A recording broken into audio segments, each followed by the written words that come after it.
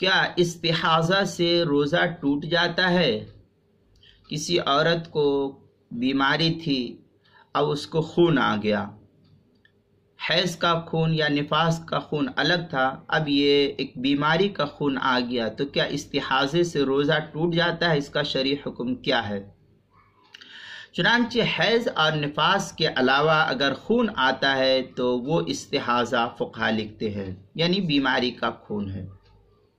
استحاضے کے دوران نماز روزہ معاف نہیں ہے، لہذا استحاضے کے دوران نماز پڑھنا اور روزہ رکھنا لازم ہے۔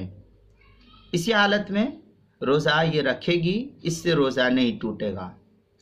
رہا مسئلہ نماز کا، تو اگر خون کنٹینیو جاری ہے تو رک جائے، اور جب خون بند ہو تھوڑی دیر کے لیے بھی تو فوراً وضو کر کے نماز پڑھ لے، لہذا اس صورت میں نماز اور روزہ معاف نہیں ہے۔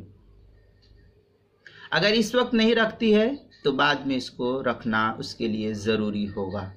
چنانچہ اس صورت میں فقہا لکھتے ہیں، الفقہ الاسلامی و ادلتہ کے اندر ہے، اشترط الحنفیہ لصحۃ الصوم شروط ثلاثۃ ہی النیہ والخلو اما ینافی الصوم من حیض و نفاست و اما یفسد۔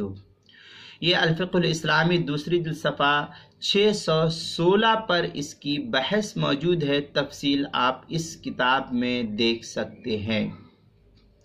روزے کے مسائل کا انسائکلوپیڈیا اس کے صفحہ 31 پر بھی موجود ہے۔